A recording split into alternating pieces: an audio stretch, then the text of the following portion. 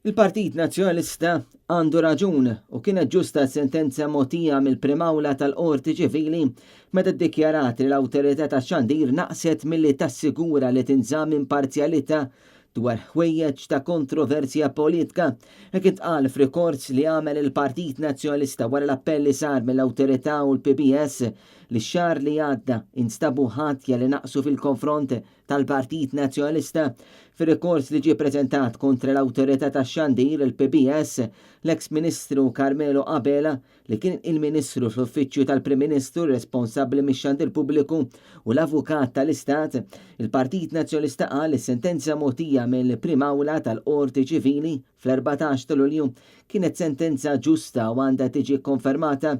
Il-Partit Nazzjonalista preżenta rekors quddiem il-qrati fuq żewġ inċidenti separati. L-ewwel wieħed kien jikkonċerna dewmien ta' 3 xhur mill-PBS biex jippubblika dritt ta' tweġiba li rebaħ il-Partit Nazzjonalista wara li darbtejn ressaq ilment quddiem l-awtorità tax-Xandir.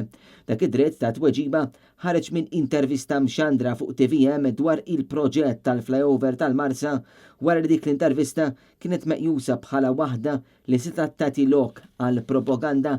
It-tieni kwistjoni kienet tikkonċerna reklami politiċi dwar il-budget. L-avukati Paul Porceliver u Francis Amidemek qed jassistu l-Partit Nazzjonalista f'din il-kawża. Il-professur Ian Refalo u l-avukat Mark Refalo qed jassistu l-awtorità tax-Xandir.